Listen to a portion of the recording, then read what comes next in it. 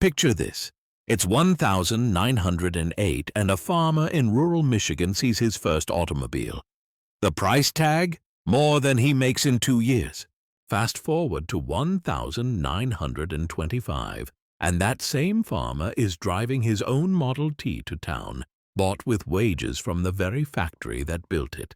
Meanwhile, across the country, every drop of oil that lights America's lamps flows through the iron grip of one man who turned industrial chaos into the most efficient machine the world had ever seen. These aren't just business stories. They're the blueprints for two fundamentally different ways to build an empire. And today, we're going to discover which approach is actually winning in our modern economy. Meet Henry Ford and John D. Rockefeller, two titans who couldn't have been more different in their approach to wealth. Ford believed that business should serve society first, and profits would naturally follow. Rockefeller believed that eliminating chaos and maximizing control was the path to sustainable success. One philosophy created the middle class as we know it. The other created the template for every tech monopoly you see today. So which approach was right? And more importantly, which one should you be following in your own business? Let's start with Henry Ford, the man who literally put America on wheels.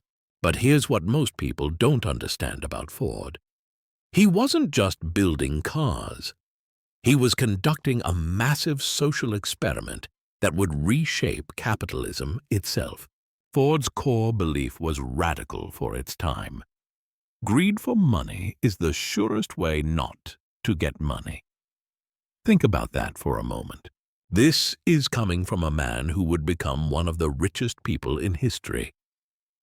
Ford believed that if you focused on serving others, on creating genuine value for society, money would flow to you naturally and abundantly. But Ford didn't just preach this philosophy. He lived it in ways that shocked the business world. In 1914, he made a decision that his competitors thought would bankrupt him. He doubled his workers' wages to $5 a day. The business press called him crazy. His shareholders were furious. But Ford had seen something others missed. The purpose of business, Ford said, is to produce for consumption, not for profit or speculation. He understood that his workers weren't just employees, they were his future customers. By paying them well, he was literally creating the market for his own product. It's brilliant when you think about it. Every worker who could afford a Ford car expanded the demand for Ford cars. This wasn't charity. This was strategy. Ford realized that making products affordable and paying workers well created a virtuous cycle. More customers meant more production, which meant lower costs per unit, which meant even more affordable products. It's the economic engine that built the American middle class. Ford also obsessed over what he called dead weight, anything that added cost without adding value.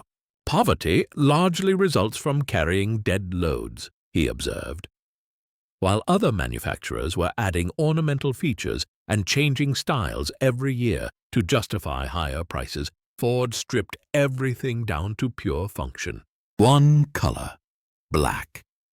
One model, the Model T. Maximum value, minimum waste.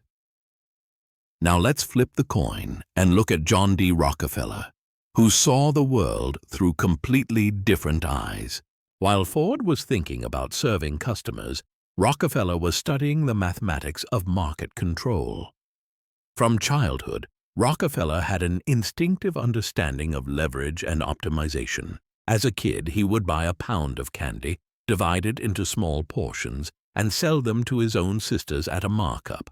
Most people would see this as a cute childhood story.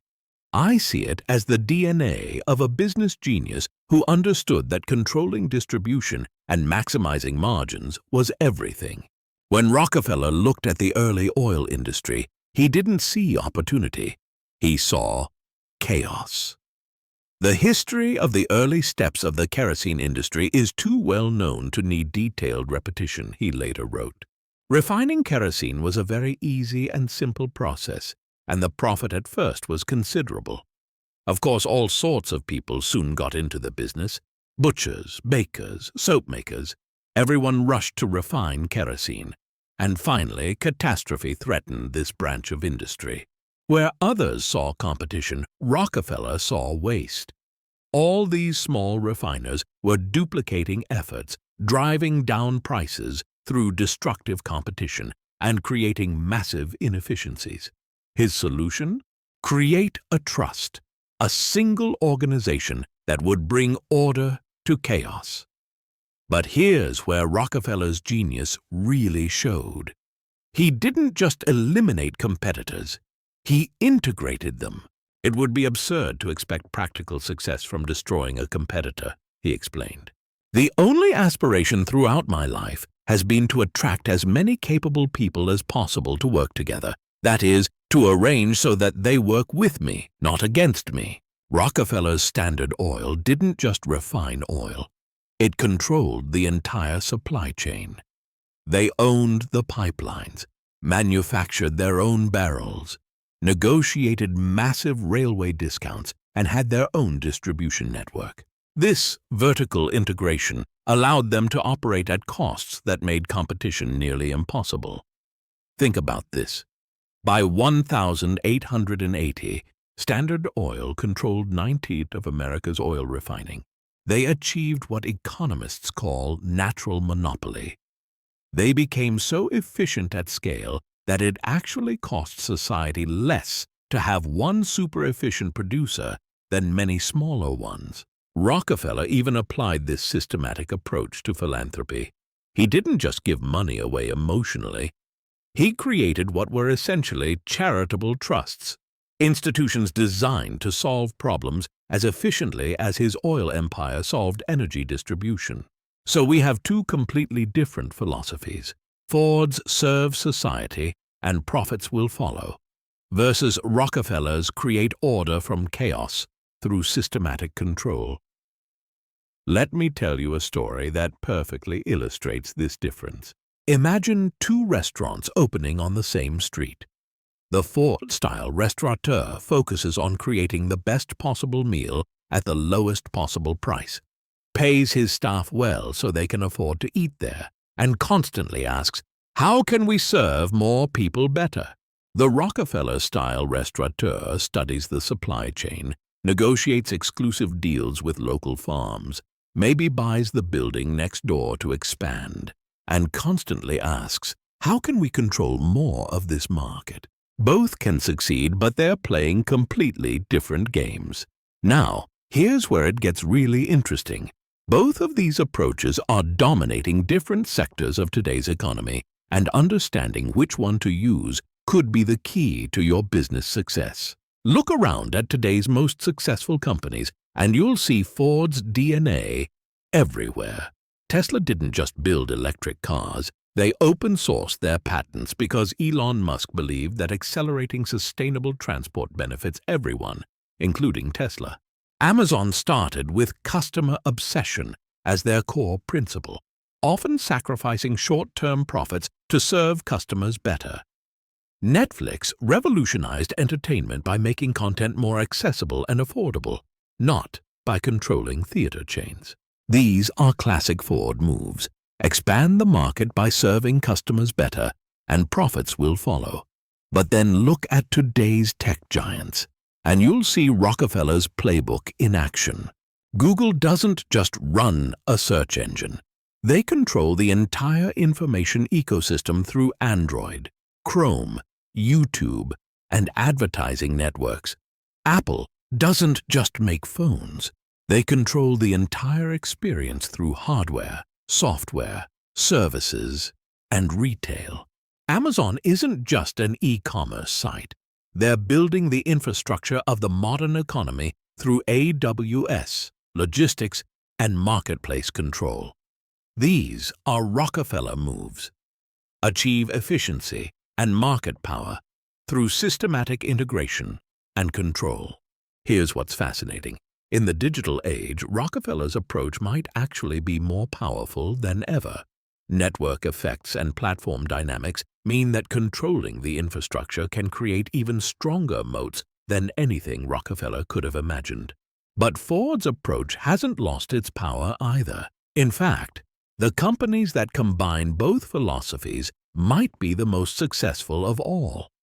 Amazon serves customers obsessively like Ford, but builds systematic control like Rockefeller. Tesla democratizes technology like Ford, but creates integrated ecosystems like Rockefeller. So, which approach should you choose for your business? Here's my take. It depends on your market and your stage. If you're entering a mature, established market, Rockefeller's approach might be more effective. Focus on systematic advantages, operational efficiency, and finding ways to control key parts of the value chain. But if you're creating a new market or serving an underserved audience, Ford's approach could be more powerful. Focus on expanding the pie by serving people better and build your competitive advantages through genuine value creation. The most successful entrepreneurs of our time seem to understand something that neither Ford nor Rockefeller fully grasped. You don't have to choose just one approach. You can serve society passionately while building systematic advantages. You can democratize access while creating network effects. You can expand markets while controlling key infrastructure. The real lesson isn't that one philosophy is better than the other. It's that understanding both approaches gives you a complete toolkit for building lasting wealth. Ford teaches us that serving others creates sustainable competitive advantages. Rockefeller teaches us that systematic thinking and operational excellence create defensive moats. In today's economy, the winners will be those who can think like Ford and execute like Rockefeller, or vice versa. They'll expand markets through genuine service while building the systematic advantages that make their positions defensible. The question isn't whether you should be more like Ford or more like Rockefeller. The question is, how can you combine their insights to create something even more powerful? Because at the end of the day, both men understood a fundamental truth. Wealth isn't created by taking from others. It's created by organizing resources and human effort in ways that create more value for everyone involved. They just had different theories about how to do it. What's your theory going to be? If you found this deep dive useful, click on the subscribe button, because next week we will talk about the 5 laws of business from Henry Ford. Trust me, you won't want to miss it.